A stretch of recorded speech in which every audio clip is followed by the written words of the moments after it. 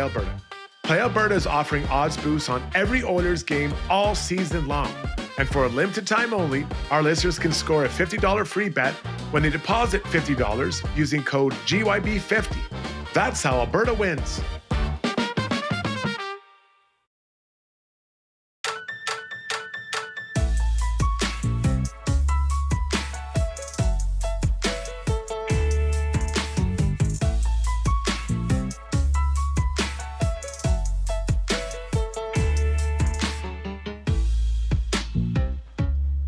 They're really having a tough time putting a full 60-minute effort together, aren't they? Good enough in spurts, finding ways to get out to leads, but just no ability to hang on to a lead. The Oilers getting in their own way, tripping over their own feet once again for a sixth time this year. They blow a 2-goal lead and drop a point to the Dallas Stars, a 4-3 shootout loss. Welcome to Got Your Back, folks. Looking forward to breaking down this game tonight. Should be a fun one. We got Struds ready to rock and roll. We have Chris Sabunia. We will have Rob Brown in a little bit. We got all your favorite segments ready to go. What will Struddy's World have in store for us tonight? Let's all get on the ride and take it together, shall we? As always, our show brought to you by Timberhouse Developments, our title sponsor. Have you ever considered adding a garden suite or a laneway home for aging parents or loved ones? The team at Timberhouse can design and build the perfect space for your property. We're going to show you some of these things. This is truly amazing home building. They are unique. They are awesome. They've got a focus on naturally inspired biophilic design and living, creating warm, thoughtful spaces. Visit timberhouse.ca. Just look at those pictures. You know that it's nothing but quality over at Timberhouse. I'm coming at you from the beautiful Timberhouse studio out here in Sherwood Park. Discover how naturally inspired living can make your life better. We all need a little more biophilicism in our lives. Maybe that's what the Oilers are lacking, Struds. Get in touch with the plant life and nature and get a little zen, and or maybe just a couple of days off here, buddy. Like, same story, same story. This has got to be getting frustrating for them. I mean, enough with the blowing of the leads, buddy. Yeah, you know, they look like they're in pretty good shape. You know, then it gets away from them. We can get into what happens. But I think, listen, they've had a lot of road games. They've had a lot of games. Now 50, I think they're at 15 games now, 14 or 15, whatever it is. They're at the higher end of games played for the league. A lot of those on the road. So, you know, it sounds like I'm making excuses for them, but it is a lot of hockey on the road and a lot of hockey. So, you know, you run out of juice a little bit. Okay. But that being said, you know, there's a pathway toward just locking things down and putting everyone to sleep for a period last night and tonight, and they weren't able to quite get there. Yeah, for sure. Zuby, would you say it's fair to say that in recent shows, Struds has been taking some liberties with me? I mean, he's had they're good lines. I will admit they've been good lines. But it would be fair to say that he's been bullying me around the show just a touch the last few nights, would you say? I don't know. I guess you want me to say yes. I feel like you took the candy in the elliptical, something about that hit hard. I don't know why that hit you so hard. Really stinging. So maybe, I don't know. It's, bullying's all about, it's not all about, but and sometimes it's just how you take it. So here's the thing. I can't get away from it. Like, when the show's over, it doesn't end. See, this is the thing. This is not an act that we put on the show for entertainment value, and so we all laugh and ha ha ha. This is the way the interaction is in real life. So I'm out today for a walk with my friend Murray, Costco Murray, as he's known on the show. And we're out for a walk, and Struds calls, right? And so I answer on speakerphone. Costco Murray can hear him. He's like, Shogger. I'm like, yo, what's up? What are you up to? Oh, I'm just out for a walk with my buddy Murray. Costco Murray from the show. Struds. Now, we had been walking up and down some hills, and so maybe I was mildly breathing sort of heavy. It would have been like this. Hey, buddy, what's going on? How's it going? Yeah, I'm just out for a walk with my neighbor Costco Murray. Struds goes, are you being chased? The first words out of his mouth. Are you sprinting? And of course, Murray, who loves that. I mean, he now, my friend is there dying laughing at Struds on the speakerphone. I've been emasculated and ridiculed again. Like, I can't get away from this. Well, you answered on speakerphone. Let's start with that. Yeah. I feel like sometimes you're just the, I don't want to beat you while you're down. You know, I don't want to kick you while you're down, but it feels like some of this you bring on yourself. You want to explain yourself there, big guy?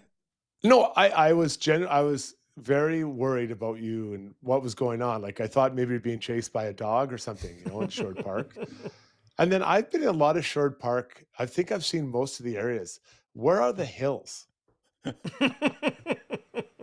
know, like, It's in behind. It's like Lakeland Ridge-ish. There's this. It's more of like a mound. It's more of like a grassy knoll.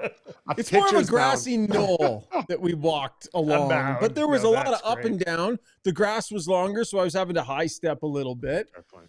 I get it. Anyway, I just want everybody to know that it's not just on this show. This plague follows me around day to day and in every conversation. I will say, at least lately, the lines have been pretty strong. Like, it's been some pretty strong materials, so makes it a little easier to take because I'm usually laughing too. But it's noted, Struds. It's noted how relentless it's been lately. So just want to put you I on love it. notice that it's been noticed.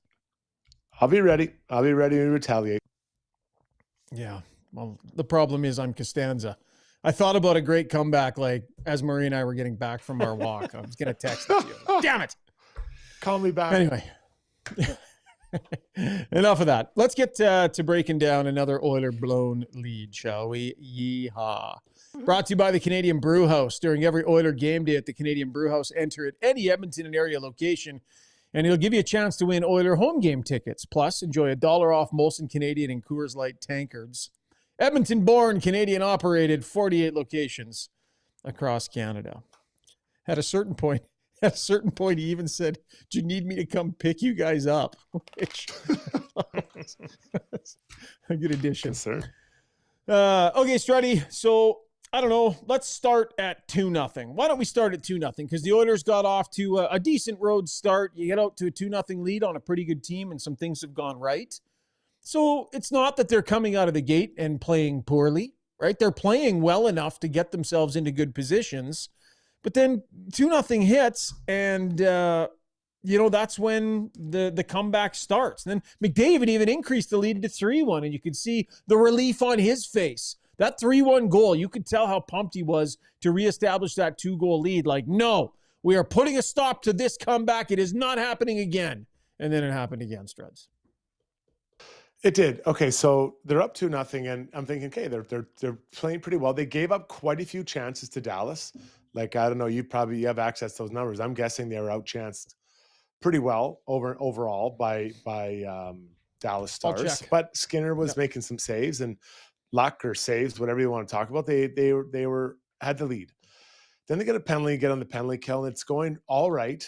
It's not like they're killing them. And then a play develops rather quickly. Play from the court, Wyatt Johnson up to the slot, and there's a shot. And Skinner makes a save, point blank. Like, that was, I think it was Robertson, arguably their best scorer, and he makes a save, points blank. There's a small bit of a scramble and a rebound, and Mikko Rantanen's by himself on to the right of Skinner and taps it in. So I'm like, oh boy, that guy was pretty open. What happened there? So you go back and revisit. It's Ekholm and Bouchard on the penalty kill, and Bouchard gets stuck on the wrong side of the net as this play kind of just evolves quickly. It happens really quickly, to be fair, and he's unable to get to the other side, and Mikko just taps it in the back, on the back, what I'd call the back post, compared to where the puck was on the strong side. So, it's one of those things that if Bouchard hasn't been having some issues, you're not even going to really bring it up. But because he's been struggling, it's just another one in a bit of a line here of times where, he could have probably played that differently and been a little bit more robust with his defending of the blue paint. Yeah, so the one thing that I didn't like about that play that he made was, if you watch it and you see his reaction to the puck getting to the slot and the shot coming, he flinches out of the way. Like he flinches out of the way, moves away from the post, away from the goaltender, away from the man, and even turns his head, which, I mean, look, a puck's coming in. It might be deflected. You don't want to get hit in the face. Like, that's such a split-second thing. But I just don't like that his immediate instinct was to get away from the shooting lane. And then he's quite a ways away from the far post. So certainly an error there. Nugent-Hopkins was out in the high slot, fronting the puck. You know, we criticized Roslovic a lot last night for not being properly in a shooting lane, Struds. Bit of a different situation there, but Nugent-Hopkins did have time to position himself and didn't quite get himself into the proper shooting lane there either. Yeah, a little bit different because it was a much different, it was a more bang-bang play, where the one last night, the puck was up at the blue line. There was much more time to get in place to block that shot. I would give Nuge the benefit of the doubt in this one. I think that what happened is he kind of was gliding out of the area. I don't think he recognized Robertson coming in that quick. And then as far as Bouchard, you know, he's on to the left of Skinner. And I think he's anticipating Ekholm maybe getting a piece of that puck, and he's going to go and jump in there and fight for that puck. Well, it doesn't happen. So as soon as Ekholm doesn't get that, you now have to react and find, at least get back to the middle of the net so you can check both sides, like the back side of the net. This side, in this case, to the right of Skinner, or what I'd call the weak side. Doesn't get there, and then, you know, you're trapped on the far side, and, you know, there's a bit of a flinch there. And he's not the only D-man every flinch in there, but it's just you're in the wrong place, right? You're at the wrong place at the wrong time in that read, but it happens so quickly. Then he's kind of, you know, he's just searching for answers at that point. So 2-1 at that point. You push forward. McDavid scores a nice goal, really, a three-way passing play off the rush. Really nice goal. And a good one for Connor McDavid to score, hey? Fired the puck into the net. Yes, it was wide open, but, like, no doubt, put it in there, and then you could see the look on his face afterwards. Well, I love what he said. I mean, his reaction, we haven't seen him that happy to score all year. And he's fired up. Yeah. And that was, so for those who didn't see, is Mangiapane delays takes it over the blue line, slides it out to Nuge, and Nuge passed it back to Connor on the far side. Nice. So it goes middle to the right wing to the left wing, and Connor buries it. Like, that's a really nice goal, and that's chemistry. You know, Brownie would call that chemistry amongst those three offensive forwards. Yeah, for sure. Okay, so Oilers are in decent shape. Does not take Dallas long to fire back, though. Struds, we can walk our way through a number of mistakes here. I'll let you take us through where you thought the most egregious ones were, and then I'll chime in here as well. But we're going to pick these apart, right? The storyline here is the Oilers making mistakes, not being able to hang on to leads. So let's dig into some of what's going wrong here on these goals. Struds, what did you see on this one, starting maybe with the Draisaitl looking to get a pass up ice to Roslovic? Yeah, so it's a bit of a breakout pass, and it hits his tape. And I feel in the NHL, when it hits your tape, it's on your stick. Like, it cannot bounce off, especially in a bit of a dangerous area there, right? Middle of the ice. Everyone's skating up the ice, anticipating a line rush, and you take it. Roslovic mishandles that puck on his backhand, to be fair, but he's a skilled player. That's a puck that has to be contained, accepted, and you accelerate away from the issue. Yeah, and then it ends up going back the other way. But from there, Struds, there was some stuff I didn't love here. Draisaitl, when he saw Roslovic miss the pass, was like, like he stood straight up and almost looked up, and then a big circle, and then he comes back. I don't think he would have been back in time anyways to break up the play, so I'm not going to pin that on him. But just one of those ones, rather than hitting the brakes and turning around and busting back, there's some frustration that, you know, that's in there. And again, it's 3-1. You got a 2-goal lead. You got a chance to win this game. There's 11 minutes left. Like, buckle down. There's no room for frustrated stuff like that when your team is winning and you've got a chance to win. It's the second time in 4 games, I think, where I've been talking about odd body language with the lead instead of just putting your head down. So I didn't like that from Draisaitl. But then watch Roslovic, Struds. He misses the pass, and then watch his back check. He takes 3 or 4 hard strides. If it would have been 7, he probably would have got a stick on that. His feet stopped moving, and he is less than a foot away from breaking that play up. He stopped skating, getting back. So in coaches' language, they talk about puck management, A, with not handling the pass, and then B would be game management. So the Oilers were fine. They're breaking out. They actually look like to have maybe a 3-on-2. That's why Leon was accelerating up the ice so quickly. And what was a potential 3-on-2 now turned a 3-on-2 the other way. That's how quick it can happen in transition, especially when both teams have high offensive players on both sides of the ice. So it's quickly going up. Oh, we got a 3-on-2. Oh, hold on. Now it's a 3-on-2 the other way. And so that's why, in the NHL, everyone expects you to be able to handle passes wherever they come, because they're moving themselves to a position to get that puck back based on you being able to handle that pass, right? That's the trust. That's the job. Just like in the defensive area, you do your job, I'll do mine. Don't try to duplicate. Just do your own job. So everyone's trusting you. Same thing offensively. If I give you that puck, I expect you to handle it and then be able to make a play with it. Or in the future, I won't give you the puck. And that's not going to happen here, but that is, we're kind of the mentality.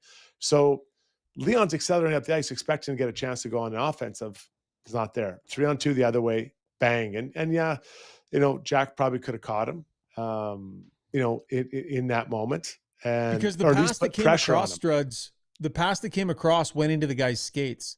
It was ugly. Right. If that's a clean pass, then that shot gets off and there's nothing there. But because there was a little bit of disruption there, Rantanen takes it off the skates. Had he kept skating, he'd have gotten a stick on a stick there for sure.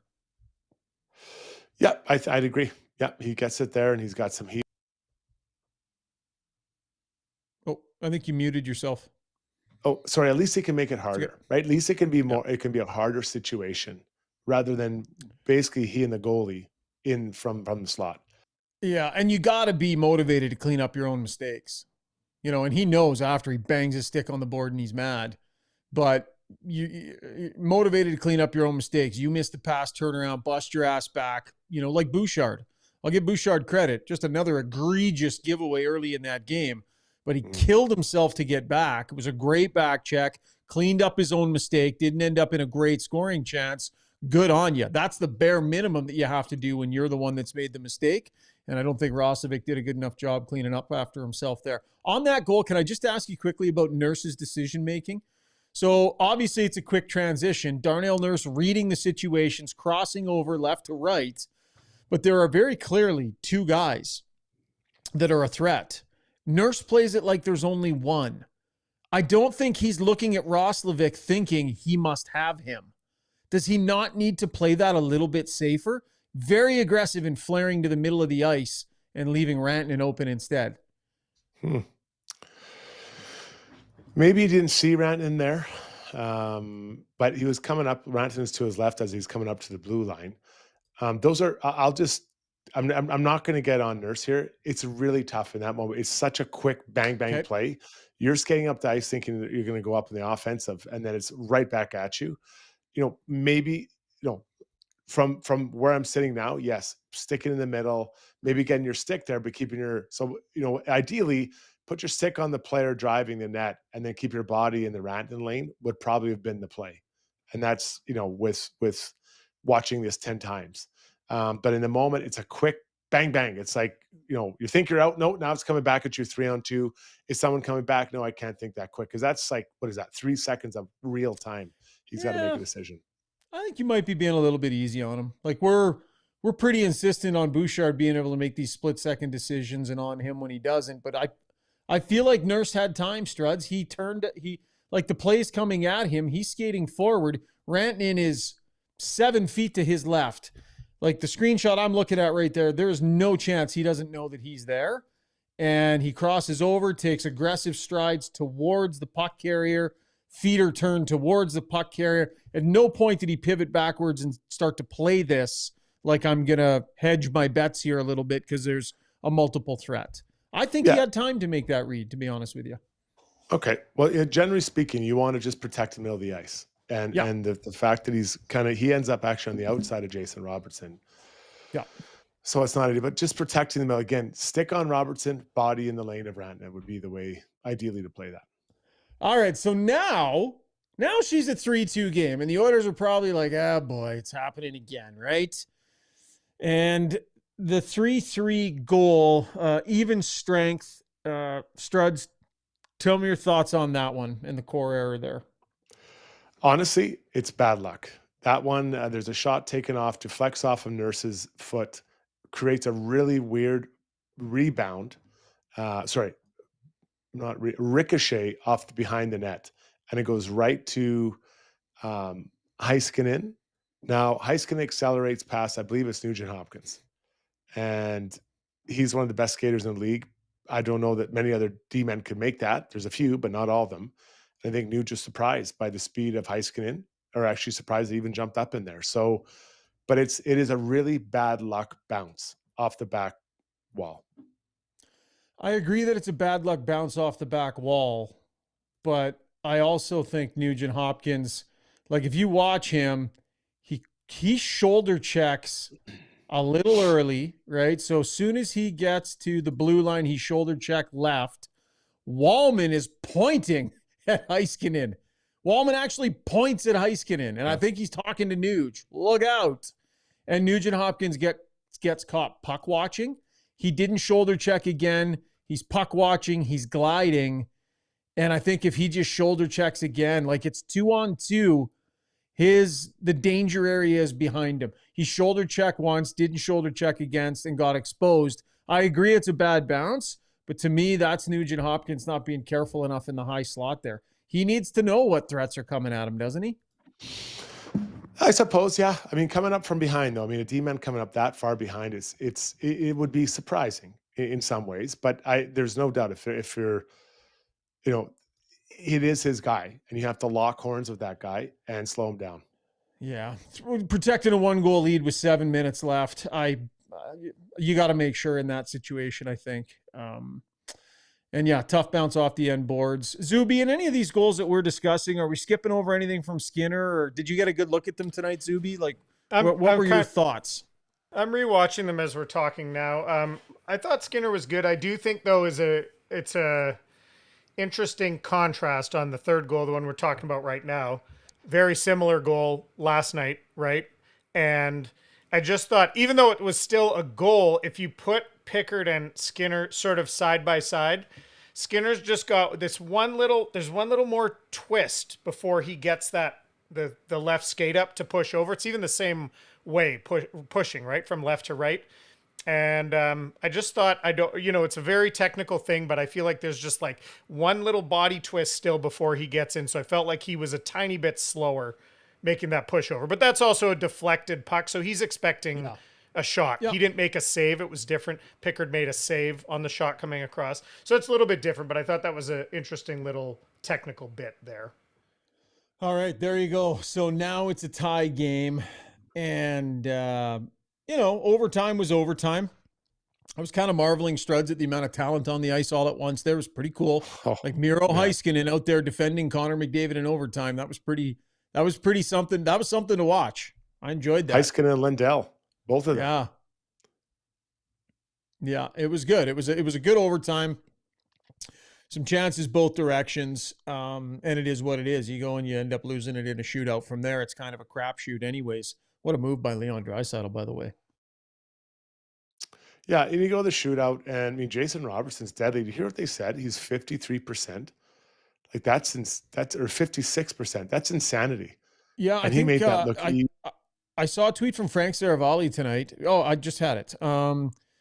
It was about Trevor Zegras being the highest percentage shootout player in the history of the game here. Hang on, I'm just going to see if I can find it. Trevor Zegras is the NHL's all-time shootout leader by percentage. So he's 15 for 23 at 65%. Kozlov from Atlanta was second, Panarin third, and Robertson fourth at 56.3%. So I saw that tweet from Frank, and then we saw Robertson in the shootout there. He's almost automatic. It's incredible. Like, I remember Sam Gagne, who I had a lot of respect for, taking shootouts and those things. I think I remember asking him one day, he's like, if someone's around 35 to 40%, that's really good. And then they threw up 56%. I was like, oh my God, that is just insane to be up that good and that high. All right. So another lead lost, point lost, and same old story for the Oilers. Let's hear from some of the people involved. Let's get to the Weiss Johnson sound box. That is brought to you by Weiss Johnson Heating and Air Conditioning. Should you need a new train furnace, air conditioner, heat pump, hot water tank, or garage heater, Weiss Johnson is now offering 24 months, no interest, equal payments, OAC, to make your purchase easier heading into the Christmas season. Their family helping your family for nearly 50 years. The website is wjjingle.com for exclusive specials. Just forgot your back, Jingle lovers. Jingle. Weiss Johnson, whoa. We're proud to be local and family. All right, Zuby, just run us through the sound. I believe we have Ryan Nugent-Hopkins, and then I believe we have Chris Knobloch. So you can just kind of roll those back to back. I don't think they need much setup. All right, here we go. I think our last two games, I mean, I thought we played well. It's just we don't end up finding a way to get the 2 points. I mean, obviously tonight you go in a shootout, it can go either way. But the other night, I mean, we gave that one up late, or last night, I guess. But I mean, it's better hockey, but you got to find a way to close them out. This was Knobs on the third period goals. Yeah, it's difficult to handle that. You know, in the third period, we got 3 chances, which you would think that would be on the goalie, that you give up 2 goals on 3 chances, but that's not what I'm saying. It's just the type of chances where we lose focus, lose responsibilities, and letting them in a position to make a good play, where it's one thing if the opposition's making good plays and beating your coverage, but we're just making mistakes where we're giving them opportunities. One more from Coach, if you want to hear on what he thinks they can clean up, or just roll along. Yeah, whatever. Go ahead. Okay. We got to make big plays at critical times and not make the mistakes at critical times. And felt that, you know, whether that's been taking a penalty when we've had leads or just puck turnover, stuff like that. So there's lots of areas in the game that we need to work on and get better at. It's just not just one thing. And we've got a little bit of a break before we play on Saturday, but we know the next 2 or 3 weeks it's going to get probably even more difficult for us, so we need to step up our game. All right. Kayla Weathorn is a breath of fresh air on the show, and I agree with 99% of the commentary that she makes on the Weiss Johnson live stream chat. But Kayla, I'm going to disagree with you here. She says point wasn't lost, Shoggy. A point was earned. Dallas really just is that good, even when they're banged up. Respectfully, Kayla, when you have got a 2-goal lead in the third period and you spit the bit, to my eye, you've definitely lost a point. But keep the positivity coming, because we would rather have the positive energy. Don't let us turn you, Kayla. You keep doing you. Then there was another good one. What was the one about Weiss Johnson? Somebody said that they would rather watch Weiss Johnson install 5 furnaces and air conditioners than watch the Oilers do that again. I can't find it, but someone had said that. Zuby, if you've got that, you can bring that. Oh, Martin Ferguson is feeling the pinch tonight from an Oiler loss. Yeah, same old, getting to be Groundhog Day there, Martin. Send us your thoughts in the chat. We'll do Ask Us Anything a little bit later on. Struds and I will take whatever questions you have for us. Let's get to the Relentless Player, brought to you by You Can Use Services, an Edmonton charity relentless in creating possibilities for local youth. Mental health drives growth and success, the key to thriving, not just getting by and surviving. They have 2 in-house counselors offering free therapy to their youth, so they have the support they need to navigate struggles and rediscover their strength. Really is a great organization helping youth in the community get back into the workforce, lead productive lives. Great organization. UCAN.ca is the website. Struds, who's relentless tonight, buddy? Sam Steele, the Dallas Stars. He played 24 minutes tonight. Unbelievable. He was everywhere. He was out there in overtime. It was Steele and the pairing of Lundell and Heiskanen against Connor Leon and Bouchard. And then he came out there again later on. He was really, really impressive. He's obviously trusted, and quite quickly, by his new head coach, Glenn Gullickson. Now they do have injuries, but that's a ton of minutes. Yeah. We'll check our storyline here. And once again, a reminder on days that the Oilers play and show days, check our social media, because we will tweet a line attached to a story that we are going to keep an eye on for tonight's game. We almost hit on tonight, said the result gone the other way.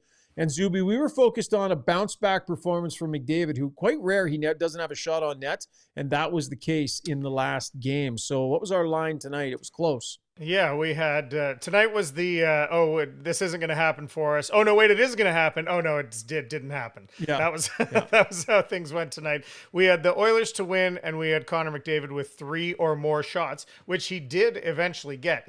I don't have the number in front of me for shot attempts. He certainly had a number of those. He rang the post on that. There you go. Rang the post on that great chance in the third. Had a one-timer that didn't get through on the power play. And so a number of shot attempts. He did end up with that 3 shots on goal, but darn, the team didn't come through. Yeah, parlayed with that with the win, right? So it was a McDavid win parlayed with the 3 shots, or the Oiler win parlayed with the McDavid 3 shots. But he did have, he did Struds. There was an intention from that guy to get to the middle of the ice and shoot the puck tonight. I will say that would not go unnoticed by him, that he did not have a shot on net. He couldn't have loved it. And there was some significant attempts to get in there and fire that thing from the middle. Absolutely. And I think that's it. Just, listen, guys, this is early in the year. The Oilers should have walked out with 4 points in these 2 games. So there's going to be some frustration, I think, and just maybe a reevaluation of kind of how the individuals are playing and collectively how they can do things differently. I think that was included in what you just talked about now. Definitely. All right, that is our storyline, brought to you by Play Alberta. If you want to know how Alberta wins this NHL season, you can find odds boosts on every Oilers game with Play Alberta. And for a limited time only, our listeners can get a $50 free bet when they deposit $50 using the code GYB50. That's courtesy our friends over at Play Alberta. If you haven't been on the app, check it out. There's actually a GYB specials spot right on the app, right on the website, playalberta.ca. You can click on it. Zuby is the one running that. He throws specials out every game day. There have been some really interesting ones, and a couple that were gooders. So we're having fun doing that with Play Alberta. That is our storylines. Rob Brown's ready to go. So we got to pause the show, get to commercial, and we need to get Rob Brown in here as quickly as possible. So stay with us. This is Got Your Back, presented by Timberhouse Developments. Mainline Water and Sewer specializes in sewer line repair and replacement using advanced trenchless methods for fast, clean results. They provide detailed sewer assessments and scoping to identify problems before they become costly. Serving both residential and commercial properties, no job is too big or too small, and with over 40 years of experience, they've seen it all. Trust Mainline to keep your lines flowing smoothly.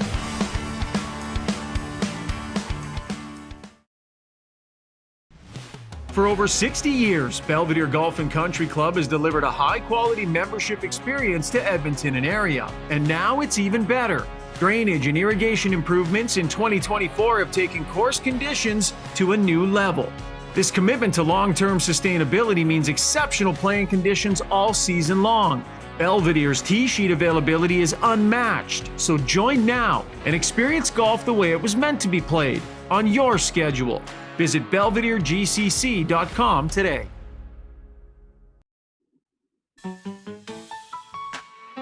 Our friend Kayla suggesting the Oilers needed to do some manly bonding, go to a sauna together or something. They need to start playing for each other to find consistent success. I definitely agree with the last part of that one, Kayla, no question about it. Time now for our takeaways, brought to you by Chandos Construction. Chandos doesn't just hire talent, they invest in their people.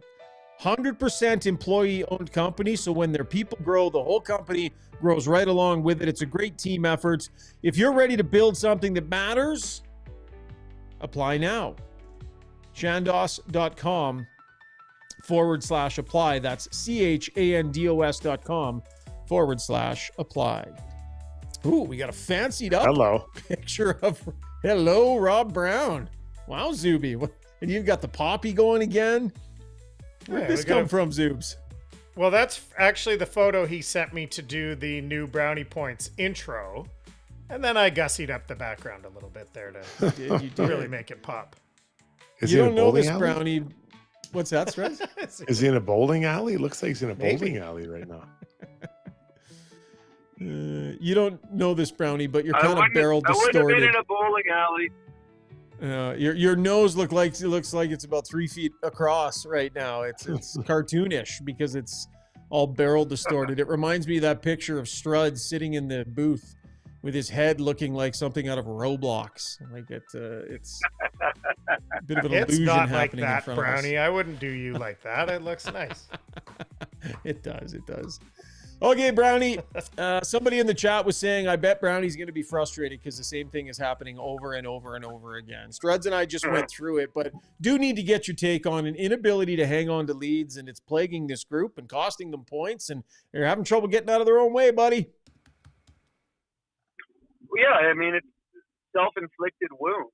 And now I'm starting to think, and I'm throwing this out here now, is it the way this roster is made? This is a roster that's probably a little more skilled and a little less grind in it. And when you have leads, the way you win with leads is you get pucks in deep, you get the forecheck going, you keep them in the offensive zone, you munch the minutes, you force the other team to play defensive. But this is a team right now that just continues to trade chances.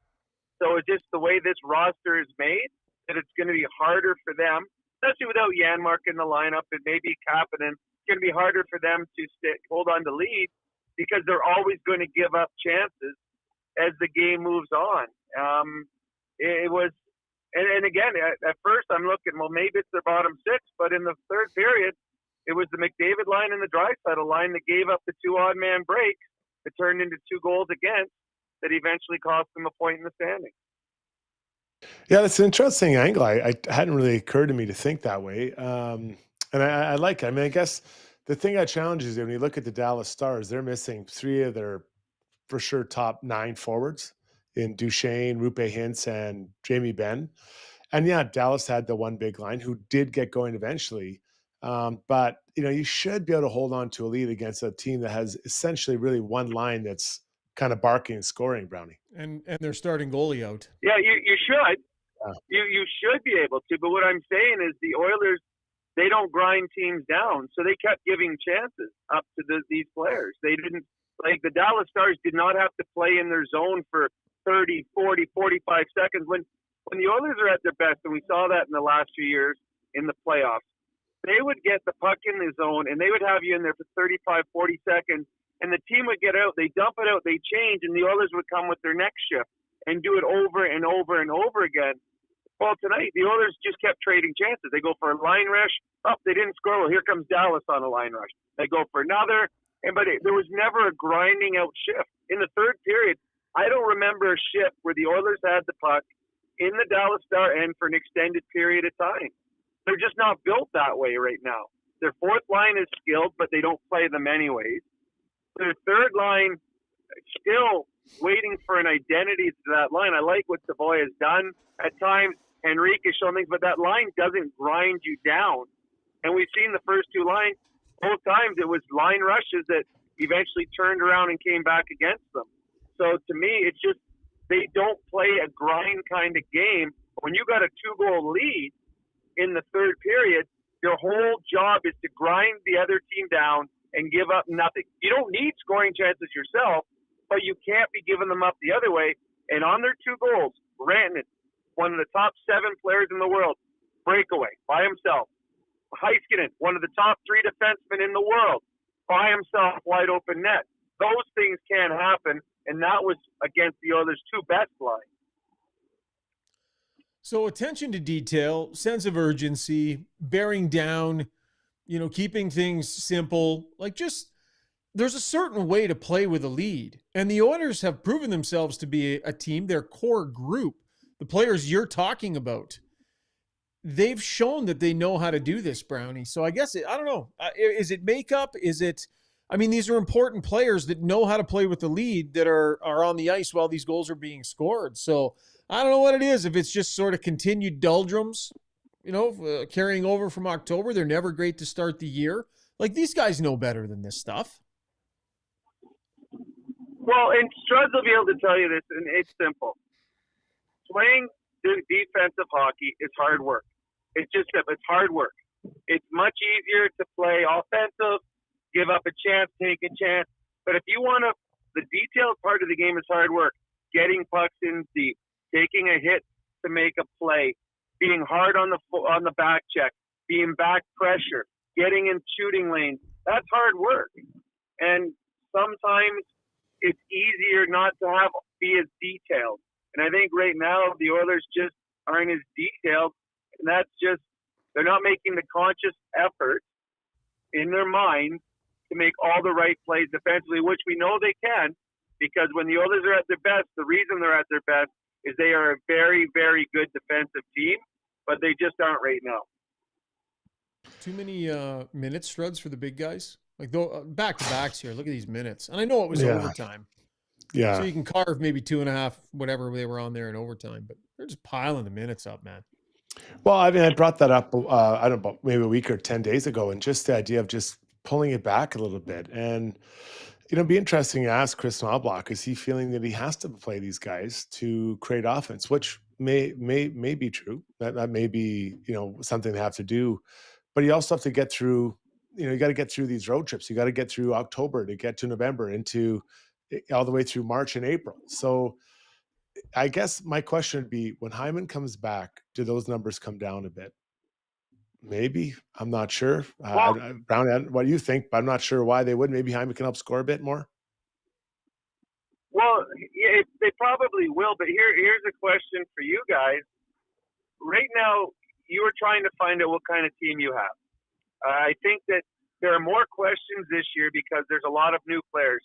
And we're talking about Mangiapane, who came, he was a third, fourth liner. He's being used top six here.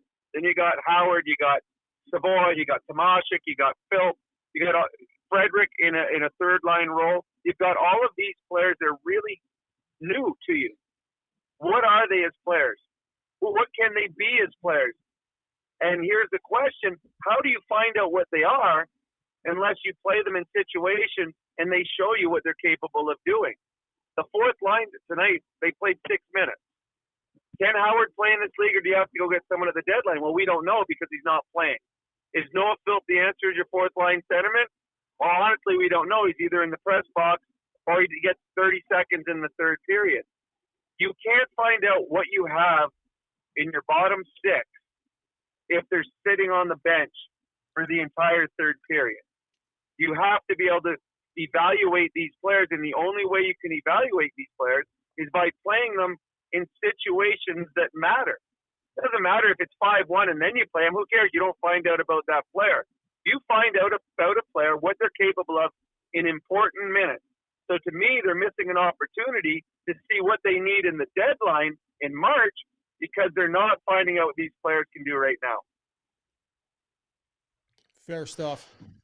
Yeah, I guess that's fair. I mean, look, they have a whole line of players out. Kapanen, Janmark, and Hyman. So you put Hyman back in there. That pushes probably Nuge down to the third center, pushes Henrique down to the fourth center.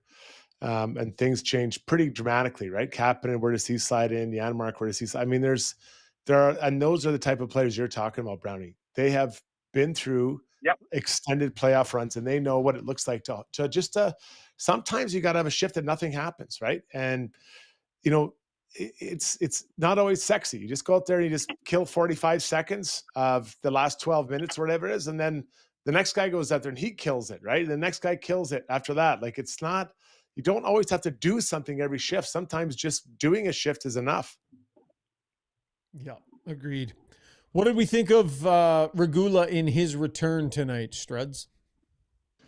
Yeah, for a guy that hadn't played in a while, it was good. Every time I see him play, it makes me want to see more. And what I think I'm surprised by, every time I watch him play, Brownie, is his ability to make plays on the breakout.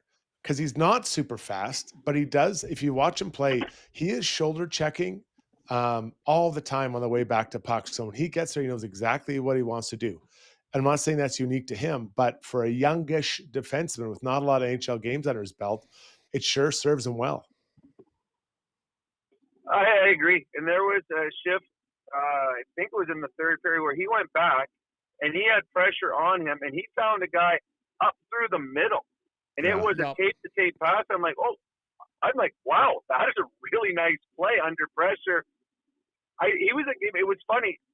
Halfway through the game, I hadn't noticed him, which is a really good thing. If you don't notice a player in your third pairing, he's doing his job. So I thought he had an excellent game tonight where when he was on the ice, he felt like he was in control, and that's good. So yeah, I thought Regula had a very strong game. Yeah, I'm glad you pointed that out, Brownie. It was in my notes too. Under pressure, finds a guy up the middle of the ice. Not everybody can do that. That is a hard thing to do. And plays like that, despite the lack of minutes this guy has, makes you wonder as he gets more and more opportunity and more minutes. When that is what he's capable of right now, where could this potentially go? So I thought that was a great play as well. Probably give some love to Roslovic there too. Hey, Brownie, on that one-handed play. I mean, it was a very active shift for him, back, forth, and then real nice play with one hand on his stick. It was a nice play, and then you also look at who he was going against, Thomas Harley, who is going to be on Team Canada. So it was good. I mean, what is it, Labushkin? Is that the other guy? I don't know what he was doing coming across. That was a terrible play there. But smart play by Roslovic. The one thing we talked about with Roslovic when he first came, that he was very perimeter. But I think he's just starting to find his legs, because that was a put your shoulder down, drive the net, and he forced two defensemen to him, and then great strength to be able to make that play. So, yeah, I said on our show I had Jack Roslovic as the best Oiler tonight. And probably over the last 5 or 6 games, if you put all those games into one, he might be your most consistent forward over that time as well. I think that's fair. And it wasn't the first time he took the puck to the net, Struds. I mean, he steamrolled their goalie and then got in there another time and annoyed them because he was right in and around the crease. That's not what this guy was supposed to do when we heard the reports. Yeah, there's a lot of talk about being, on a more skilled type style where it doesn't involve a lot of that type of plays. And I think it's good. And I think he really needs to continue to do those types of things just to earn a spot at the trough, because there's tons of option here for the Edmonton Oilers through their lineup. All right, Zuby, hop in here, buddy. Let's get to our De Boers Golf Shop and Fitting Center YouTube poll. Get fit now before you get out your shovels and ice chippers. Take advantage of the last of your summer swing and go get fitted for some new clubs. De Boers has their TrackMan bays that are ready. The deals are rocking. Go down, check out their pro shop style atmosphere. Located at 5311 99th Street in Edmonton. Go say hi to Scotty. Everybody knows Scotty. I was talking to somebody randomly at the rink the other day. We were talking golf. They were talking about having to go pick up clubs. And I said, De Boers, and they went, Scotty. Everybody knows Scotty and Al and TJ, and it's a great crew over at De Boers. What do we got for a poll tonight, buddy? We're feeling a little bit nostalgic for some of the players who have since moved on. So the question tonight is, which former Oiler is this team missing the most so far this season? And the choices are Evander Kane, Corey Perry, Connor Brown. The fourth option is other. Go ahead and write it in the chat. And I have, as I did last night when the Oilers played against the Blues, tonight I'm also lifting the temporary ban if you mention either of the players whose names shall not be mentioned. If you mention either of them tonight, it's not a 1-minute timeout for the first person doing so, because it's a reasonable answer to the question. So, and those names have already been said. We'll get to them when we wrap it up. We'll talk about a few of the others that came in. All right. Sounds good, buddy. Okay. Before our break here, let's get to our core adjustments brought to you by HSE Core Services. If you need a safety program, they will build it. If you need it managed, they can get that done too. If you're stuck dealing with online safety registries that your clients make you sign up for, they will handle those as well. And yes, they also do core audits. Visit www.hsecor.com. Chris Knobloch made an adjustment in this game, loaded up the top line, And I think I know that Dallas came back, but I think that move was probably prudent to do. I guess the question I'd have for you, Brownie, is given that Dallas was pretty top heavy too, is that something he should have thought of a little bit earlier, or were you okay with the timing of when he did it?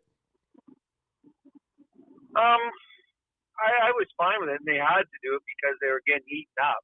The Randon line was outstanding all game long, and it had to be because that's all they had. But to me, I wouldn't have started with it because there should have been a mismatch.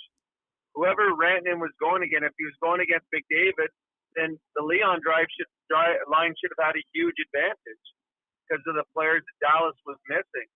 And I don't know if they took advantage of that. I think the great equalizer in this game was Miro Heiskanen. He's just that good that he was able to, I wouldn't say completely neutralize, but he allowed a team that was as beat up as they were to compete. But no, I would have went with Connor and Leon on separate lines because there should have been a big mismatch, but it wasn't taken advantage of. Yeah, because he put them together kind of after it got, that they started scoring. So it was more reactionary than visionary in that moment. Yeah. But your point about Heiskanen and Harley is, I mean, those two guys, they're just so mobile and create so much and make plays. Now they make mistakes, like Harley, he made a couple mistakes today, but they are good. They're really, really good team, and having two of them, on the ice at different times is such an asset. It's incredible. Yeah, for sure. How do you use these next 3 days? They'll fly home. Actually, I think they might not be flying home right away. I think I recall that maybe they were staying out on the road for a team function. I don't know that 100%, so I'm not going to report that as fact. But either way, Struds, you've got 3 days here, and then you got a pretty good team in the Colorado Avalanche rolling in on Saturday. How do you approach these 3 days if you're the coach, understanding the amount of hockey you have coming, not happy with the recent results, though, and not a lot of practice time. Not a lot of practice time available, and there are some days here. Yeah, your only practice day is Thursday because Friday you're not going to hammer on the guys because you have a game on Saturday against a really good team. So tomorrow's day off. I guess they won't do anything. Then Thursday, I would anticipate a fairly healthy review of what they need to work on. All right, and just not even work on, just kind of review of what you need to do to make sure you're tighter as a group. And those might include, things you have to do in your own zone defensively or just quick connection, break it out, whatever it is. And so that'd be an interesting practice to look at. But again, you might have 30, 40 minutes of practice. It's not a 2-hour practice like you have with your U18 hockey team after a bad weekend. I think what they got to work on, though, guys, I think when there is a turnover at the offensive zone or when you are back checking, I think there's a communication issue. As the Oilers, they're turning pucks over and giving up too many odd man breaks and picking up the wrong man when they're coming back. I mean, there's no way Mikko Rantanen should be that wide open, ever, especially when you have a lead. Heiskanen should not be able to go by everybody and be standing. It was a lucky bounce, but he created that lucky bounce by being there. So to me, I think there's got to be drills set up where, all right, there's a turnover, boom, let's get back and be able to read and react to where you're supposed to be. Because I do believe there's a disconnect right now of what they need to do and what they are doing. All right. That was Core Adjustments brought to you by HSE Core Services. All right. When we come back, Brownie Points and Struddy's World. We've also got Taking a Lap and Ask Us Anything as well. So get your questions in on the stream. Zuby's keeping an eye on that. Lots ahead here on Got Your Back, presented by Timberhouse Developments. So at Timberhouse, our guiding philosophy is naturally inspired living. We believe that through design, we can solve problems and enhance people's lives. We follow biophilic design principles in all of our builds to incorporate natural materials, natural light, to enhance all the spaces in a home. When you have your space perfectly reflect who you are and what you value, and it's made well, we think that that just leads to better living.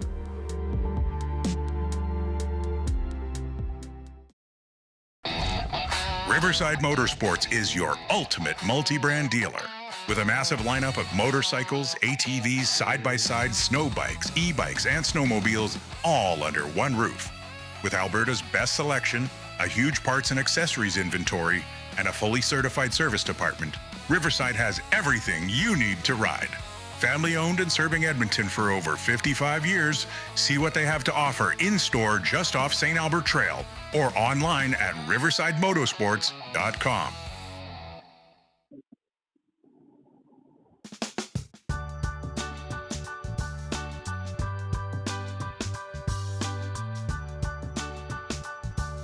All right, it is time for Brownie Points, brought to you by the Alberta Ram Dealers. Get 10 years of built-in confidence at your Alberta Ram dealer with Canada's best full-size truck, limited powertrain warranty.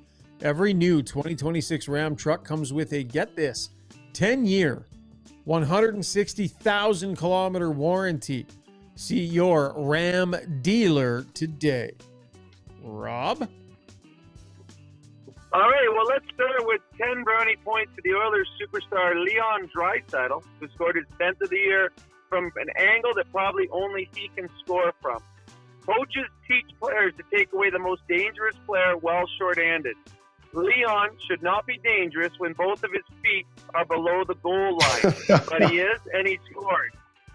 And I'm also going to add a late addition to this. I am giving him an extra 21 brownie point for the Peter Forsberg move in the shootout. That was just pretty to watch. So it turned out to be 31 brownie points for Leon Draisaitl. I got to go the other way with some brownie points. I got 96 brownie points to the Stars, who were without their top four of their top nine forwards tonight and had to rely on their best players to have a chance in this game. And 96, Mikko Rantanen was all-world in this hockey game. He carried that Stars team on his back. He stole 2 points in a game they were trailing by 2 in the third period. Now, this guy who's getting the next brownie point, he was part of the Oilers organization. He must have been listening to Ched or our podcast, because I've been beating this drum for about 7 or 8 years. I got 2 brownie points to former Oilers coach and Stars coach Glenn Gullickson, who had seen 97 and 29 dominate in overtime while he was on the Oilers bench. So he decided to do what I've been saying if I was an opposition coach: 1 forward and 2 D-men against the Oilers superstars in overtime. He didn't allow Connor and Leon the odd man breaks that they normally get against forwards that are out there. Heiskanen and Lindell, or Heiskanen and Harley, when they were on the ice, they neutralized what Connor and Leon were able to do. That was Gullickson making a very good coaching decision, and one of the reasons they got the extra point. Got -2 to the Oilers when leading in a hockey game. The Oilers were playing high event when they had the lead. Too many turnovers, too many odd man breaks, too many poor reads. The Oilers were playing too loose with the lead. Instead of grinding it down with long forechecking shifts and minute munching shifts, the Oilers were trading chances on line rushes, and it turned out costing them. And my final one, I am giving the October, so far, brownie point standing. So here we go, drum roll. There we go. There we go. In first place, Zuby with 44 brownie. Second place, oh, I like that. There you go. In second place, I got Shogger with 4. In third place, he started with -9. But he's now at 1. That's my buddy Strud. He got an extra 10 brownie points for suffering through Shona's taco spice debacle the other night. Nobody should have to do that. Thank So you. you got an extra 10. You're welcome. But there's a late thing though. This was the standings. It was Zuby, Shogger, and Strud. But late in the month, moving into second place for the empathy shown after my Blue Jays loss is Randine Rishaug, who gets 32 brownie points. That's how many years it's been since they won the World Series. She is now, Randine, you have moved into second place right behind Zuby because of the caring that you showed me in my very tough time. So there you go. Zuby, Randine, Shogger, and Strud. That is the standings as of November 1st, 2025, in the race for the Brownie Point Trophy. And that is tonight's Brownie Points.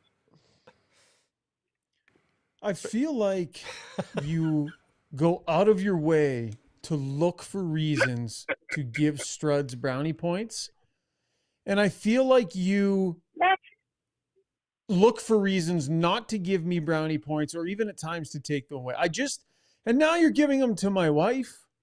Brownie, I don't know why you and I are so at odds and why you're just so hesitant to anything positive in the way of brownie points for me. It just doesn't ever happen. I'm walking uphill, panting. Well, let's look at poor Strud. He was sorting socks. They weren't all together, but he got the colors together. So he sorted socks, and his wife taco spiced them. Like, you can't do that. I don't know how he slept that night, knowing that his wife doesn't love him as much as she used to. So he deserves some love there. And when my Blue Jays were losing, you gave me a smirk as you walked by when I was at my lowest in my press box. What? Your wife gave me a hug through her words, and that allowed me to survive that night. So yeah, she became the empathetic Rishaug, and you fourth place isn't bad. I mean, I do have a ribbon for fourth place, and right now you're in line for that ribbon. Participation ribbon is what they call it. So he goes on the show and openly disrespects the cooking that his wife did for him, and that in your world earns him brownie points. Yet my wife shows, I'm not having this. Brownie, I know you don't go rewatch the show, Brownie, but if this would be if you wanted to see Schauger's face when you said you gave Struddy the 10 brownie points for that, it was really something. It's upset. You know, these aren't real points, right? Like, you're not getting an Oscar or anything out of this, right? I just need to win something on my own show. I need to win something on this show at some point in my existence on this show. I need a win here somewhere along the way. But I thought maybe brownie points. We've been getting closer. Brownie and I have golfed together a few times this year. Huh? I almost let you win in one of those. Okay, what I'm going to do, I'm going to look in my schedule right now. I'm going to mark down a night in December. Let's say December 18th, the Oilers play. I'm marking it down. I'm going to give you some brownie points on December 18th. I feel for you. There'll be a Christmas brownie point coming to Schauger. I just wrote it down. Charity. Sympathy points for Schauger. Schauger sympathy points. There we go.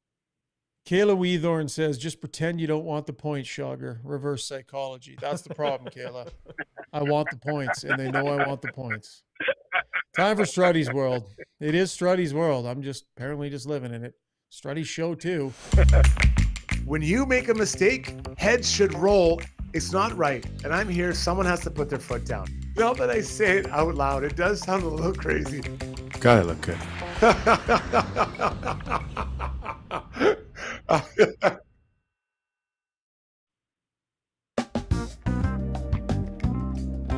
All right, Struddy's World, if you're interested. Brought to you by Body Realty at Royal LePage AR Team Realty. Buying a home's a big decision. The team at Body Realty guides clients through the complex process with expertise and care, providing unwavering support. Even after the keys are handed over, their clients say they truly make you feel like the only client they have. Visit bodyrealty.com. For those of you that are sticking around for this segment, not taking a quick break, bathroom break, grab a snack or whatever. Go ahead, Struds. I've had incredible milestones in my life. You know, I look back, 13 NHL goals. I mean, what are you talking about? 100% in the shootout. I'm in 2 different times of BC Hockey Hall of Fame. I've one sick move on the dance floor. And now, guys, I can add this one. I think this is the greatest achievement my whole life. I have over 10,000 views of my Google review. That's right. Listen to that number. 10,000 people have skimmed across my review on Google Review. It's an amazing accomplishment. What I've become like the Heather Picks of Indigo books. I am now the person people look to for different types of advice. And my top earning one is for DeBoer's Golf. I put one up what is this? April 12th, 2024. Our kids had a great experience getting new clubs. Leslie was very patient, explaining what the kids needed while they're trying out some new wrenches. They're pumped to hit the link soon. That, my friends, is elite reviewing on the Google review. So a 10,000 mark, I think that deserves some kind of a clap and a woo. 2 claps and a woo. Woo! Yeah. Yeah, babe. Yeah, babe. 10,000 I people don't even know what a came Google across review that? is. I didn't either, but I said I got the email today from Google. 10,000 total review views. I mean, that screams success, boys. That is Wow. actually a, You know what? Had that's I a known reasonably that, had I impressive known number. that, you might have passed Schauger today in the Yeah. like seriously, that might movie past Schauger. Because No, I no, mean no. 10,000 The segment's done.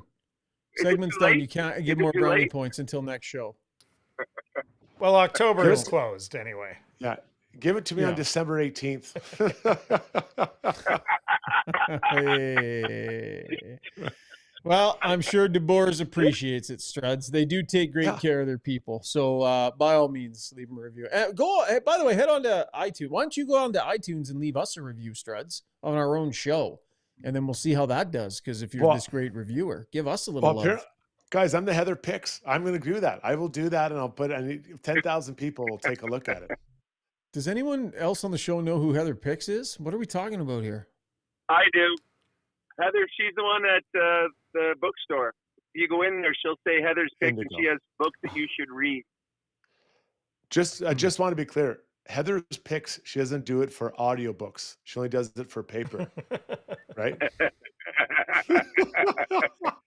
Sherry Frazzy says, "Holy hell, Struddy, you are absolutely hilarious in capital letters. You make me laugh so often." Whatever, Sherry. Kayla Weethorn says, "If it means anything, Schauger, even though the Stars won and they have their own podcast on, I'd rather be here to hear what you have to say. I appreciate you, Ryan." And then I believe that is a hug emoji. So I believe she's saying she's here with me, appreciating my opinions, and that she appreciates me specifically. So I'm taking that little W there from one of our most loyal listeners, fellas. I'm going to write a review about that right now. That was Struddy's World, brought to you by Batty Realty. Brownie, you're done for the night, buddy. Get out of here. And I really need you to look in the mirror. Think about the way you're handing out these brownie points. Not everybody in the world has the power that we bestowed upon you. And I think you're getting a little loose and a little willy-nilly. Like 10 brownie points for criticizing your wife in public. I think you need to look in the mirror here, buddy. Having said that, you are mad that your wife got 32 brownie points. I know. That's going to I'm be just uncomfortable super eager to tonight. hand him out ahead of me. He's super eager to hand him out ahead of me. Like, just go. Just you go, two have a Brownie. wonderful evening, and Yeah. just think about December 18th is going to be a big night for you, Schauger. Yeah. All right. Sounds good. Assuming you're still on the show by then. See you, buddy. Oh. Oh, hey. That was aggressive. That was a little aggressive. Sorry, pal. I love you.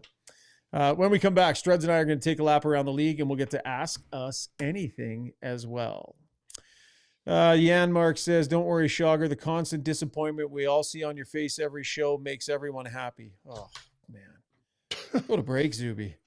I didn't know that was going to say that. I just started reading. Yeah, that's a huge mistake. Read it in the break and then do it when we come back. Here we go. All right. I'm going to regroup. Beautiful fences exist. With a wide range of styles and colors from wood grain to white, DLR Vinyl products can make your fencing project pop. Because summers are for chilling and grilling, not sanding and drilling. Go vinyl at dlrvinylproducts.ca.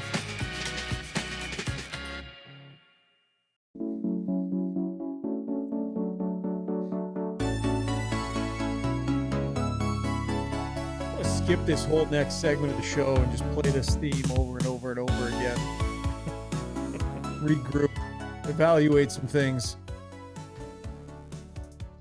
Let's do it. Time for Taking a Lap, brought to you by Riverside Motorsports, your multi-brand motorsports dealer serving Edmonton for over 55 years, offering a diverse selection of new and pre-owned motorcycles, ATVs, side-by-side, snow bikes, e-bikes, snowmobiles. They got it all, an extensive inventory from industry-leading brands featuring a fully certified service department, genuine OEM parts and accessories, and recognized as the #1 KTM dealership in the country. RiversideMotorsports.com. It is quite the playground. All right, Struds, what else is going on, buddy? Well, Milan Lucic kind of got banged up during his PTO St. Louis Blues. Sounds like he's got himself healthy. Now he's signed a PTO with their AHL team. People ask, well, why is he doing it? Well, why do you care? He obviously his career, he had some challenges at home and his personal life. He was trying, and he's worked on them. He feels good about himself. Now he wants to go out on his terms. So I say, go for it, man. Try to make it back. If you do, great. If you don't, he's had an amazing career. So I always feel you just go and play till you don't want to play anymore. Then you step away if you're that lucky. And Milan's trying to do that. So I wish him luck. Does he come back? I have no idea. I haven't seen him play. Feels like a long shot Schauger, but doesn't matter what I think. It's what he wants to do. So go and take a run at this. Aaron St. Pierre says he's trying to make a comeback. Good on him. Go for it, brother, from Aaron St. Pierre. Yeah, Struds, everybody's relationship with the game late in their career, I would imagine, it's not very many guys get to go out on their own terms, right? Necessarily get to go out on top or get to pick their spot. And for certain guys, that bell tolls a little earlier than they might like. And so even if it's just the opportunity to go out there, give everything he has and be at peace with where his game is at.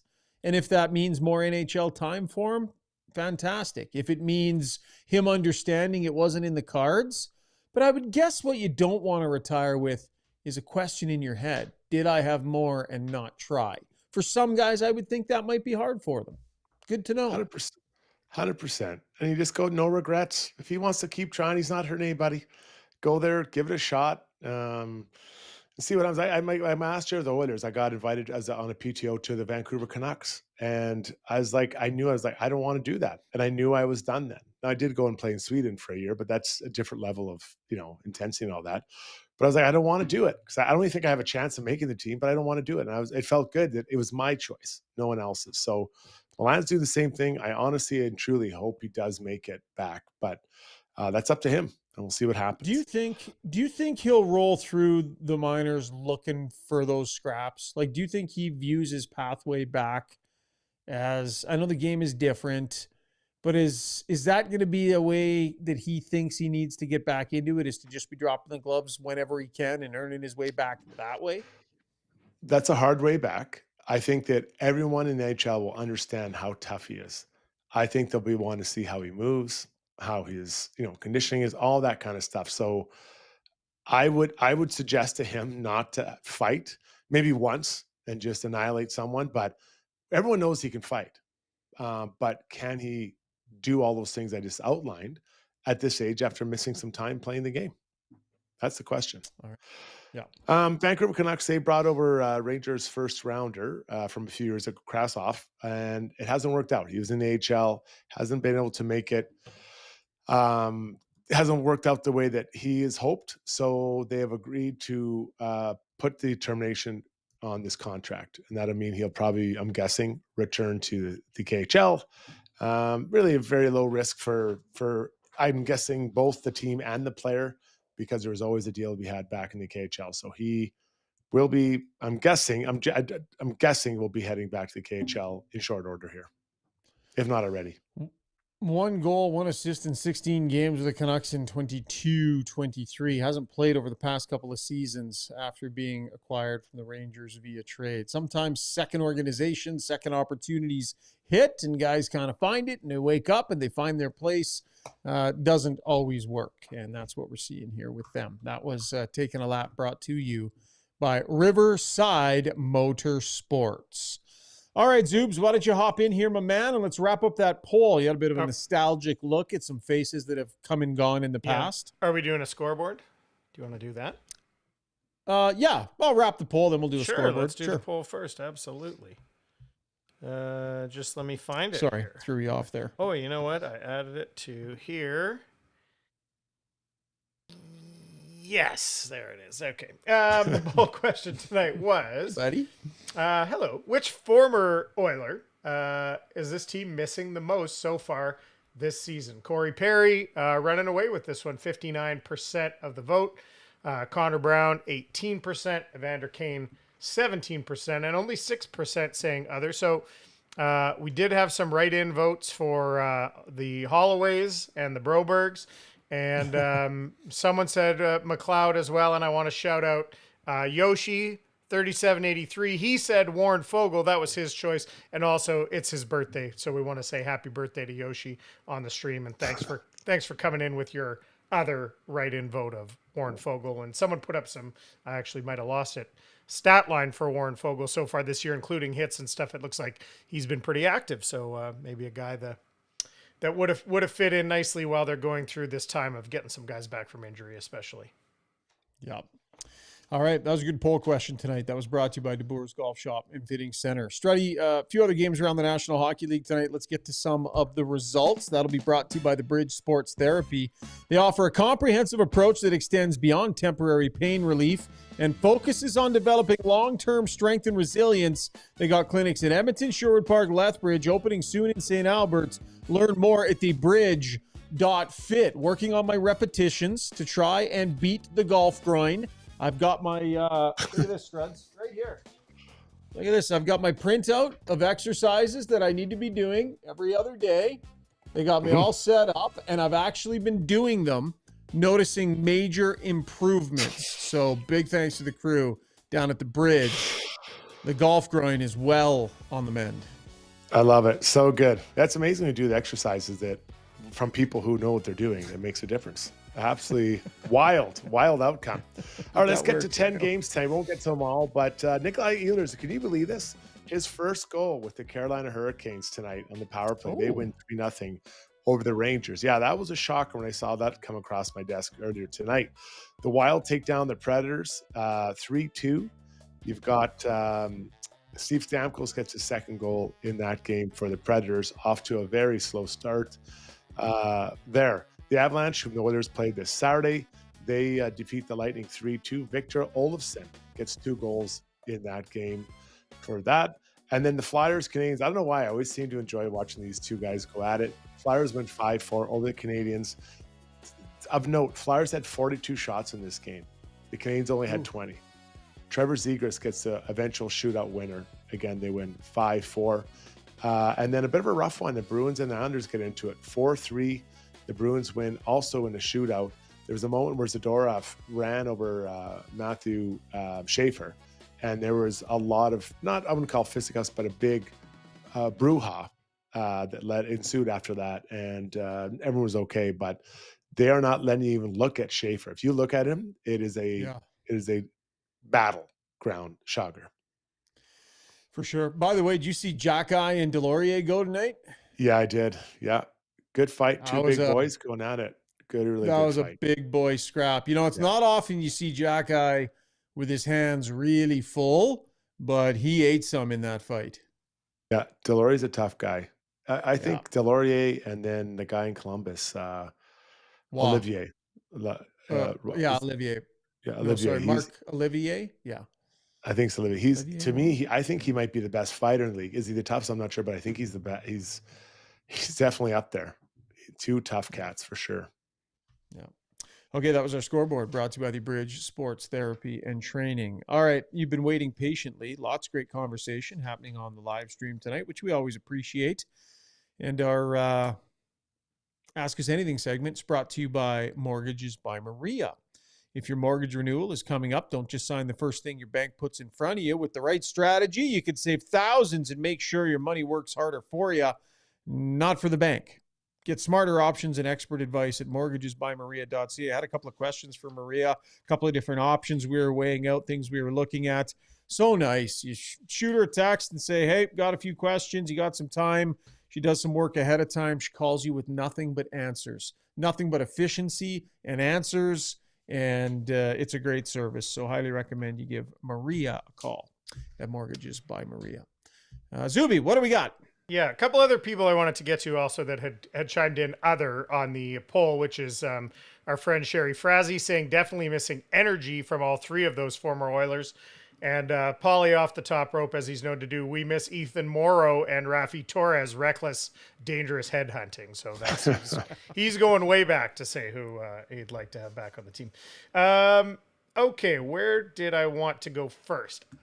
Here, JL, among others, pointing out more frustrating is limiting the opponent in the third to less than 6 shots in multiple games, but always give up 2+ goals. So it's 5 shots on goal tonight in the third, 2 goals against, 4 shots on goal last night, 1 goal against in the third.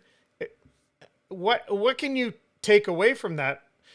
Maybe they're not attacking, but as far as shutting the other team down, big picture, they're doing pretty well, but the pucks are ending up in the net. Is this just, I'm not going to say puck luck, but what is it, Oh, it's Sugar? big mistakes, buddy. It's big mistakes. They're not playing terrible. It's just big mistakes happening. Boom. Coverage losses, obvious stuff. They'll be playing reasonably tight, and then boom, huge mistake, and it's in the back of the net. To me, Struds, like when you limit them that way, you're not playing terrible. These are just moments. Yeah, well said. I think that, I had a coach tell me once that you never know which shift is going to be your most important shift of the game. And so you have to I treat like them that. all like they're all special. Yeah. And, and you feel comfortable and you kind of get put into a bit of a sleeping situation or a lull. And then that's when it can sting you. So you got to be diligent. Every shift this is my important one. This is my most important. I got to get this done. And you're right, because it's just, a little lap or a mistake here, a mistake there, and boom, you've been doing great for 19 minutes and 50 seconds, and 10 seconds, bang, they get a goal on you. And it's got to just be consistent. I'm going to bring out some hot takes here from the stream tonight. Some people still on Stuart Skinner tonight, as we would expect any night, especially when they lose, and for his shootout performance specifically. But there's another angle here that Mo comes from. He says Calvin Pickard has been an .850 save percentage in 5 games and is a bottom 10 goalie based on goals saved against expected per 60. When does the conversation switch to getting run support for Skinner so we can run a 1A 1B tandem? How many more games? What's the leash for Calvin Pickard before they start looking at addressing the goaltending situation from that angle, Struddy? Number one is getting healthy. So let's see what this team can do when they're fully healthy. And Hyman, we can't underestimate the impact he has on the ice and in the clubhouse for this group. So I think that's a big, big thing. Jan Mark, we know where he's at, what he can do. Kapanen can help as well. So once you get that back, take what it looks, and then give this team some time to find their mojo. We've seen this game before, this style of slow start. So give it some time to breathe before we get really dramatic. And then the last point is, if you think it's Ingram isn't exactly, at his best yet either. He's trying to find his game down in Bakersfield. So it hasn't come easy. So there isn't an easy option, a nice easy solution to call up. So I think patience. Let's get through November, and then we can reconvene and have this conversation, Shaggy. Right. Yeah, I think a couple things to remember with Pickard. When it mattered the absolute most, he played the best hockey of his life. And that, to me, that matters. So there's some benefit of the doubt for me that is allowed there because he came into the playoffs and was fantastic. So if we're willing to give Bouchard a pass and say, look, we know he's going to be good in the playoffs. They just got to ride him through this and get him figured out in the early going here. For $1 million goaltender who can go in and do what Calvin did in the playoffs, you kind of need to just let it ride here a little bit. You're not throwing him out. He's not clearing waivers, right? And so, yeah, it hasn't been a great start for him. It hasn't been a great start for a ton of guys. And the value of $1 million backup who can win you playoff games, especially in today's NHL where your salary cap is your lineup in the playoffs, don't be so quick to want to fire him into the sun, I would say. He deserves some time to find it. Hasn't been good enough, for sure. But I think he bought himself a little credit last year. No, Struddy? What he did last year was incredible. For $1 million was absolutely incredible. And I double down on my time. You got to give this time. Give this some time here, people. Yeah. Yeah. He's huge in that room too. That's the other thing people might not be aware of. Calvin Pickard is, he's a backup goalie, but he's very much one of those guys that this room needs. And I don't think they take that for granted. Okay, another hot take coming in here from Polly. He says, should we all concede that Trent Frederick is a shell of what we expected? We've seen enough, and he is basically invisible, no intimidation, crash and bag. Kane's replacement? Come on. Do you think that the team is getting what they expect from him? Do you think they're having any buyer's remorse, or do you think it's still they know it's going to go up for this player from here still, Struddy? I've liked this player when he was in Boston. I think you have to give him a little bit of time here with, maybe he isn't 100% with the ankles or the ankle. I think he's been playing better hockey. I feel like he's trending in the right direction, and starting to find his stride here. So let's be patient. Yeah, I would agree with that. Long-term deal. And the thought is, as the years roll over and the cap goes up, it'll look better and better. Might not love the way it looks in year 1, 2, or 3 of the deal, but as that cap continues to go up, a player with his skill set will, it'll work its way into the value. It's an investment. They've invested and placed a bet on this guy. He was 5 hits tonight. Yeah, he was 5 hits tonight. Went after their biggest guy, kind of ragdolled him a little bit in a tense moment on the ice. There isn't an active level of snarl to him, Struds. He isn't out there looking to establish himself as someone not to be messed with. He isn't looking for opportunities to plant the flag down and say, I realize what my role is and I'm going to make sure everybody knows. He's had a few chances here and there and hasn't, but his game is getting a little bit better here. Just a little less snarl and leaning into the role than I thought there would be in the early going here. Is that fair? I think so. Yeah, and I think he's trying to find out what that level he can do is here. Like, what does the team accept? What do they want? Because you think about Corey Perry when he did it, he rarely took another penalty. Just it would fight or whatever. It was very clean. Whereas Evander Kane, it came with maybe a high sticking or a penalty that the coaching staff didn't like. So where's the middle ground for Trent? What is acceptable? Yeah, and if he were wired the way I think they want him to be wired, he would have found an opportunity along the way here to like draw a line in the sand and go, I understand my role and I'm here. It's not just about fighting every other game or even 10 times a year, but it's, yeah, if he's playing that way, then it's going to find him, and it hasn't yet. Go ahead, Zuby. Some love for Pods. A couple people have kind of brought this up over the last little while. Peter Matichuk says, Pods make him eat my words from last night. He was good tonight. Got the goal. He kind of I think we mentioned it because of the goal. Lots of love for Roslovic offensively. What are you guys thinking? How are you feeling about seeing Podkolzin get on the board again and just a nice clean finish on a good play? How you feeling about Pod's overall play, Schauger? Like the speed he plays with. I still think he handles the puck well. He makes plays. Really good for him. He needs to bury, right? Like, it's just so good for him to bury like he did tonight, because that's going to feed that confidence. You know what you're getting. The dollar figure is reasonable. He's going to have little streaks here and there. He's going to go dry for a while, but he sets the tone effort-wise for the group. So really, I don't have a lot to criticize of this player. He's got to get to north of 15 goals. He's got to do it. What's he at? 2 through 14. So he's got to pick up the pace a bit. He's got to get to 14 or for 15. Okay, one last one on the Oil, and then we got a couple of fun ones to finish up. Bruce I says, when Hyman, Janmark, and Kapanen return, are the Oilers better, and does that give the team an identity? I'm not going to go into his lines here, but are those guys returning? We talk about identity and the team maybe lacking it. Hyman, Janmark, Kapanen coming back. Are those guys who can help this team form an identity this season, Struddy? Yeah, sure. I mean, because they have in the past. We know they've done it in the past, so they know what it's like. I still believe that Nuge becomes a third line center. I truly think that's what's happening. Against Mangiapane and Hyman, Nuge to third line center, then you go from there. Yeah, I mean, it'll give them some more veteran savvy. I think Brownie made the point tonight. More guys who understand how to play in these tight games, understand how to play with leads. They're leaning on a lot of guys that don't have a lot of experience regularly right now, and that won't have to happen as much. So, yeah, it's definitely going to help, and it might help clean up some of the inconsistent areas that we're seeing in their game right now.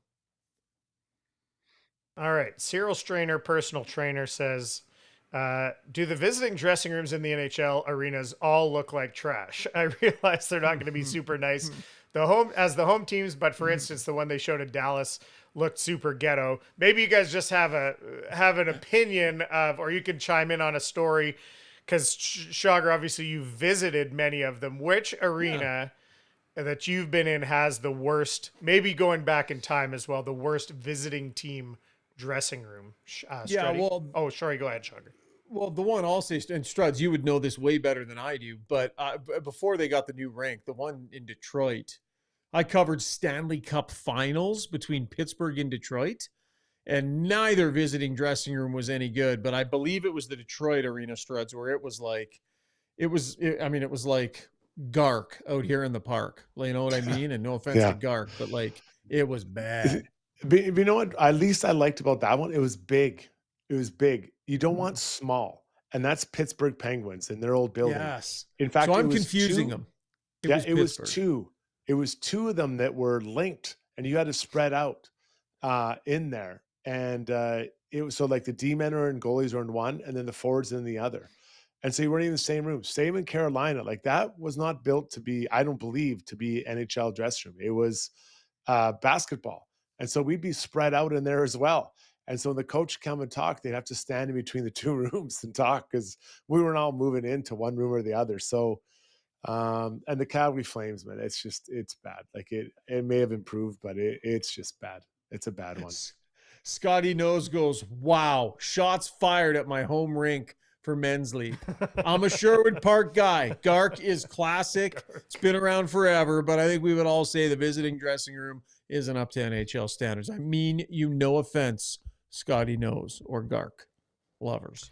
All right, last one, and this is actually something that I picked up on, which is our buddy Blommer. Now, I should have taken a screen grab of this or something. Blomsky. But the Blomsky over there on social media, I saw he has a mask from the Phantom of the Opera. He's got a replica, or maybe it's he could chime in, or maybe it's actually was like from the actual play, and he got it signed by Andrew Lloyd Webber. So we're learning things about the Blomsky, and he was so pumped to get this signed. And I wondered if you guys have a piece of merch or memorabilia, either from sports, movies, something else, any of your other passions. Have you ever had a piece of merch or something that you were like, and it doesn't even have to be an autograph, but if you have an autograph story, that'd be great too. But do you have a piece of merch, something that's really close to your heart that could compete with Blommer's signed Phantom mask? So I ran across Blommer on Facebook. I thought he bid on it and bought that, is my understanding. So I might be wrong. That's what I thought the story was on there. But I have a Frank Sinatra autographed album. And so that I love Frank Sinatra. Old Blue Eyes. That's probably my favorite thing I have. Shoggy? Not autographed, but I would say something pretty cool that I have. I don't know if I can get it up in time here or not, but something pretty cool I have is a picture with me. Well, I'll just show you here. This was a pretty good moment for me. I'll see if I can show you there. Can you guys see that? Without the light, I'll try and move the light. So that is one Bradley Cooper and me at the Ritz-Carlton in Washington, D.C. I ran into him that night. He was on his way to the White House Correspondents' Dinner and ran into him in an elevator. Really, really good dude. So just a few minutes to chat with him, because at that particular hotel, there's a long elevator ride and then a long walk to the lobby. And so we had an opportunity to chat. And it was just before, I believe, the second hangover had come out. And I asked him how that was. And he laughed and said, not as good as the first. But really good dude, man. Like, solid guy. And I'm sure, Struds, I wasn't annoying him at all. I was not annoying him by asking him questions or by asking him for a picture. I wasn't that guy. Not bad, yeah. Anything so for you, Zoobs? Blommer clarifying it was he bought. I thought he already had the mask and he got it signed somehow. It sounds like replica mask signed by Andrew Lloyd Webber at the 1988 Tonys.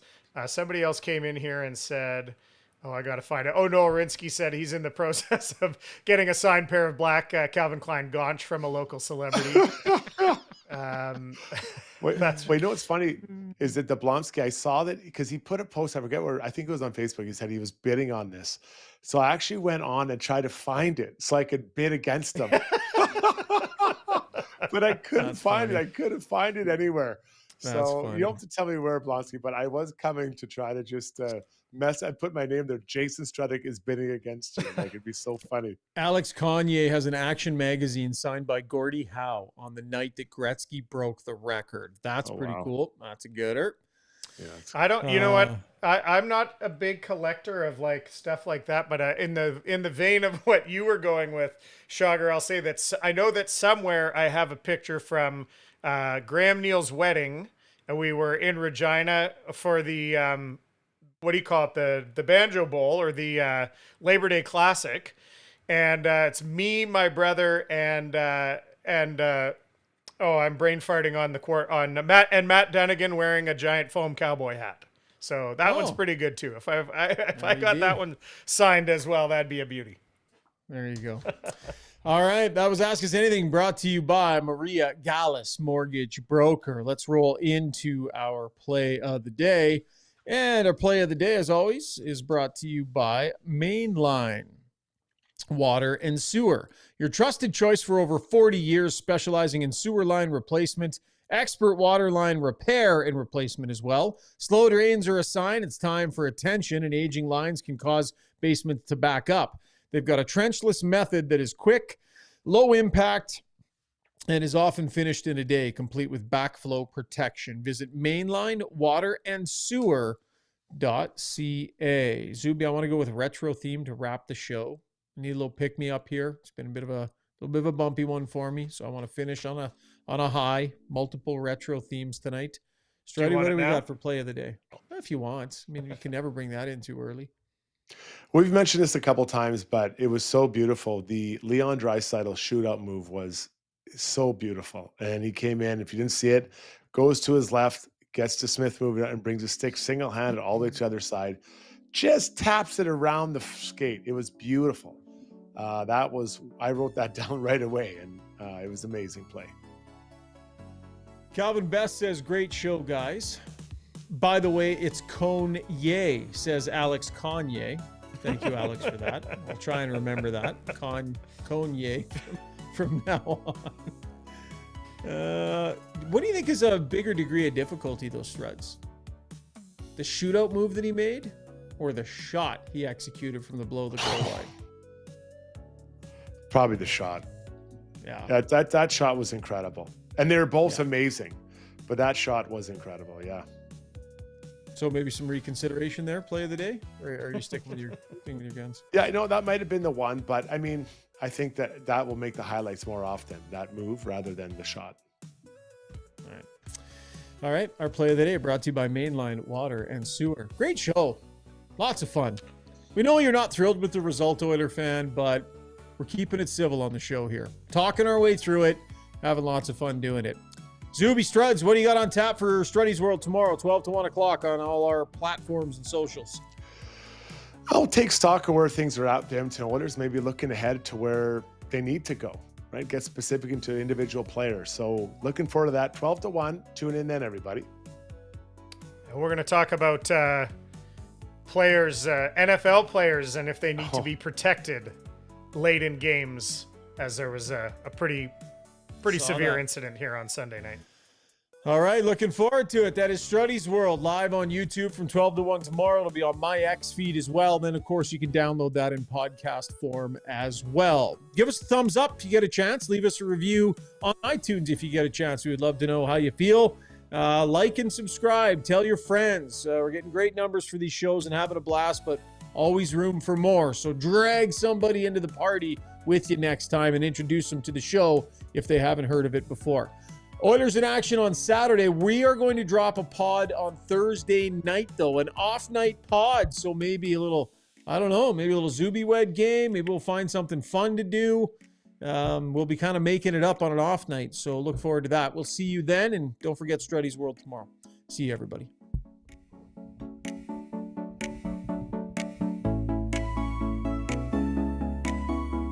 It's just soothing. It's just a fundamentally soothing track. We don't usually get to this part. Let it breathe. For the beat to drop here, it's coming. Oh, where are they dropping here? Oh, we took it up an octave. Yeah, I didn't love that transition. That's a little too Sunday afternoon cartoony.